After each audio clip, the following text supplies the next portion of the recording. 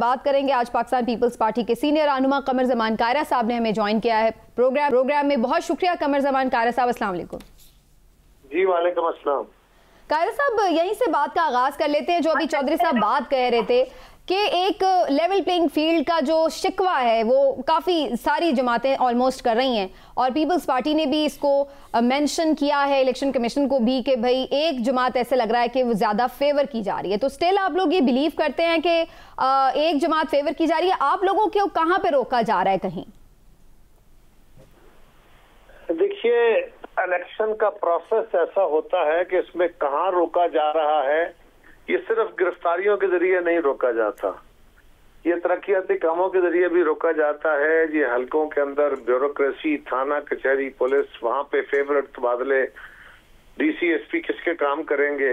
हमारे मुल्क के अंदर ये चीजें बड़ी मैटर करती हैं, लिहाजा इसके ऊपर बहुत सारा मुबाहिसा हो चुका। बिल्कुल हमारा ये तहफ़्फ़ुज़ है कि एक जमात को फेवर और बाकियों को नहीं। और हम बिल्कुल पीटीआई के लिए भी कह रहे हैं कि जिन लोगों के खिलाफ केसेस हैं उनके केसेस ओपन कोर्ट्स में ट्रायल करें। अगर कोई सजावार होता है तो हो, लेकिन बाकी लोग जो किसी केस में मुलव्वस नहीं हैं उनको फ्री हैंड देना चाहिए। और अगर उनके लहजे तल्ख हैं, उनके जबान तल्ख है, वो हमारे भाई बहन बच्चे हैं, तो उनको उनके साथ आर्गूमेंट करना चाहिए। उनको राइट तो डिनाई नहीं हो सकता। लेकिन अभी मैं सुन रहा था कि आपके कोई पार्टिसिपेंट, मैं उनकी आवाज नहीं पहचान सका, वो फरमा रहे थे कि अल कादर ट्रस्ट नबी करीम सल्लल्लाहु अलैहि वसल्लम की तालीमात के फरोग के लिए बनाया गया कि इदारा है। और फैसल चौधरी साहब कह रहे थे, फैसल चौधरी साहब, एडवोकेट फैसल चौधरी साहब। जी जी जी जी जी जी फैसल चौधरी साहब, बिल्कुल बिल्कुल। फैसल चौधरी साहब तो हर केस भरपूर तरीके से जानते हैं, इसकी इची बीची जानते हैं। उसकी बड़ी सिंपल तफसील ये है कि ये इल्लीगल मनी था जो इंग्लैंड में बरतानवी हुकूमत ने अनर्थ किया, वहां पे उनके अकाउंट फ्रीज हुए। और ये पैसा जो बाहर गया होता है, इल्लीगल मनी, ये वापस उन हुकूमतों को दिया जाता है जिन मुल्कों से वो पैसा बाहर फ्लाई करता है। तो वो पैसा हुकूमत पाकिस्तान को मिलना था, लेकिन उस वक्त काबीना की मंजूरी करा के, अगर ये पैसा बिल्कुल उनका अपना था रियाज मलिक साहब का, तो उसके लिए काबीना की जरूरत नहीं थी मंजूरी की। काबीना से एक फर्जी सी मंजूरी करा के और इस पैसे को शहजाद साहब के जरिए, शहजाद अकबर के जरिए एक डील तय की गई एग्रीमेंट करके। और बरतानवी जो NCA है, नेशनल क्राइम एजेंसी, उनके साथ मुआहदा करके वो पैसा मलिक रियाज साहब को जो फाइन हुआ था, वो फाइन की रकम के तौर पे मलिक रियाज साहब को दे दिया गया। सुप्रीम कोर्ट में नहीं, वो पैसा वो सुप्रीम कोर्ट के फाइन अकाउंट में गया था, जो सुप्रीम कोर्ट ने उनको कराची की बहरिया टाउन की प्रॉपर्टी के लिए 460 अरब रुपए का फाइन किया था। लिहाजा इशू ये था कि वो पैसा जो हुकूमत पाकिस्तान को मिलना था वो मलिक रियाज को मिला और उनके उस अकाउंट में जाके एडजस्ट हो गया। साहब, ये पैसा लंदन में पे किस सिलसिले में किया गया था?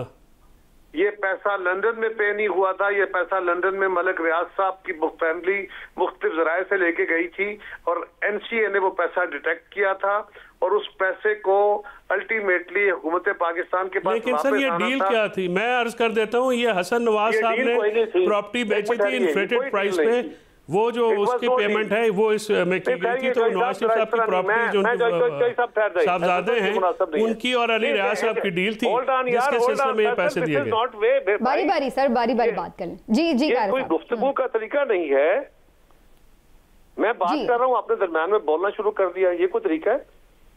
जी जी, आप कंटिन्यू करें कायरा साहब। वो आप ही को वो बता रहे थे जो आप कह रहे थे। मुझे बताने की जरूरत नहीं, मुझे पता है, मैंने सारा केस पढ़ा हुआ है जी। वो जी जी, इस तरह तो वो अपनी पैसा उनका जो मुख्तलिफ अकाउंट्स में से वो पैसा मुल्क से बाहर लेके गए।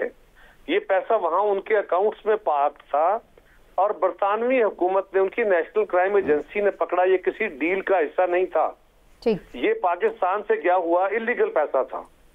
और वो पैसा जब को पकड़ा जाता है पैसा, तो क्लेमेंट सरकार आपकी पॉइंट आपका काफी क्लियर हो गया कायर साहब, मुझे समझ में आ गया। लेकिन आप नहीं समझते अगर इसको हम सर, मेरी भी एक थोड़ी सी प्लीज इसमें रिक्वेस्ट सुन लीजिए। आपको नहीं महसूस होता कि ये फिर छोटा सा मैं एक वजाहत कर दूं, क्योंकि बड़ी तफसील से बात हुई। अल कादर ट्रस्ट के ऊपर हुआ ये कि पहले ट्रस्टी कुछ और थे, अब सिर्फ खान साहब और उनकी अहलिया ट्रस्टी हैं, और ये 450 कनाल जमीन मलिक रियाज साहब ने उनको दी, उन्हीं दिनों में दी, और 200 कनाल जमीन फरा गोगी साहिबा को भी दी गई। ये अलेजिडली 650 कनाल जमीन है, और साथ कुछ कैश रकूम का इल्जाम है, जो इस 190 मिलियन पाउंड जो तकरीबन ये अरबों रुपए बनते हैं, ये 50-60 अरब, तो उसके इवज ये दिया गया है सारा कुछ इस एडजस्टमेंट में। ठीक है, चलिए अब बहरहाल हम तो, मैं आपसे ज्यादा वैसे पॉलिटिकल स्ट्रैटेजी जो पीपल्स पार्टी के उसके हवाले से बात करना चाहती, ये मामला सब जुडिस है, वीसी के कोर्ट इस पे क्या डिसाइड करती है? मैं कायरा साहब से एक सवाल जरूर करूंगा। कायरा साहब, आपको जो इंतखाबात हैं वो बर वक्त होते दिखाई देते हैं, अब तो एक पिटीशन भी आ गई है, और अब तो एमक्यूएम ने भी कह दिया कि मुलतवी की जाए। देखिए, मैं बड़ी माजरत से आप दोनों से गुजारिश करूंगा कि अदालत उज़्मा के हुक्म के मुताबिक ये सवाल आप मुझसे नहीं कर सकते, या सिर्फ आप अपनी अहलिया और अपने मियाँ से कर सकते। बिल्कुल ठीक है, लेकिन नहीं सर, लेकिन इस पे अब देखिए ना, मैं सिर्फ ये जानना चाहता हूँ कि ये पिटीशन जो आ गई है और ये एमक्यूएम का मुतालबा खालिद मकबूल सिद्दीकी साहब का, तो इससे क्या वैसे लॉजिक क्या लग रही है आपको, वो क्यों ऐसा मुतालबा करें? देखिए, उनके अपनी अपनी स्ट्रेटेजीज होंगी जी, मुझे नहीं पता, लेकिन मेरा नहीं ख्याल कि इलेक्शन कोई डिले होने का अमकान है। इलेक्शन वक्त पे होने चाहिए, और इलेक्शन में तमाम जमातों को मां सिवाय उन लोगों के जो किसी जुर्म में मुलव्वस हैं, बाकी सबको इंडिपेंडेंटली हिस्सा लेने का मौका मिलना चाहिए। अगर इलेक्शन डिले होते हैं तो ये बड़ा नुकसानदेह होगा मुल्क के लिए। अच्छा, बड़ा नुकसान है। कायरा साहब, ऐसे इकबाल साहब कह रहे हैं कि मुत्तहिदा के साथ मिलकर 18वीं तरमीम पर कानून साजी करेंगे।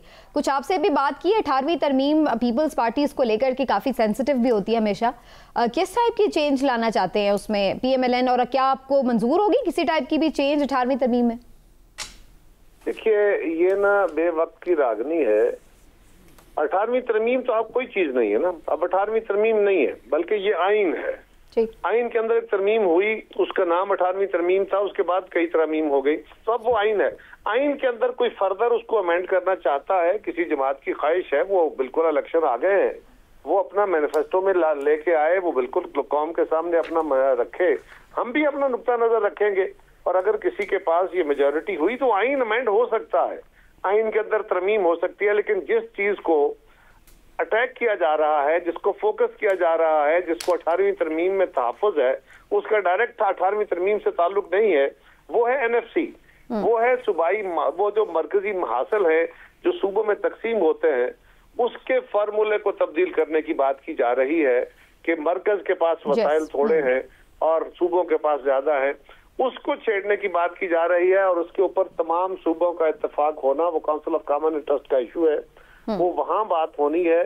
लेकिन ये बहुत हसास इशू है, इसके ऊपर सूबों को एतमाद में लिए बगैर एतमाद में लेना चाहिए। मुझे ब्रेक की तरफ जाना है। लास्ट क्वेश्चन कायरा साहब, जो बिलावल भुट्टो साहब और जरदारी साहब की आपस में चपकलिश की खबरें बहुत ज्यादा मीडिया की जीनत रही हैं, तो इस पर जरा आपका कमेंट अब चाहिए। ऐसा लग रहा है कि बहुत सारे लोगों का ये ख्याल है कि जरदारी साहब की स्टेटमेंट से बिलावल भुट्टो साहब को डैमेज हुआ है पॉलिटिकली, ऐसा लगा है कि जैसे वो कह रहे हो कि सीरियस नहीं लेना है उन्हें, इस तरह का एक इमेज बनता नजर आया। क्या इस पर इस वक्त सिचुएशन? आप हफ्ता पहले के इंटरव्यू को तो बात कर रहे हैं, लेकिन आप जो कल अपनी पग उन्होंने उनके सर पे रखी और उन्होंने कहा कि आवाज़े खल्क को नका, जब लोग नारे मार रहे थे पीपल्स पार्टी के कारकुन के वजीर आजम बिलावल, तो उन्होंने कहा ये आवाज़े खल्क को नकारा है, खुदा समझो। तो मेरा ख्याल है कल बहुत सारी बातें वाजे हो गई। अब पिछले हफ्ते की जो मौजू था उसको अब कोई इस तरह का इशू नहीं है आपके ख्याल से? ठीक इशू है नहीं, मेरे ख्याल कल क्लियर हो गया।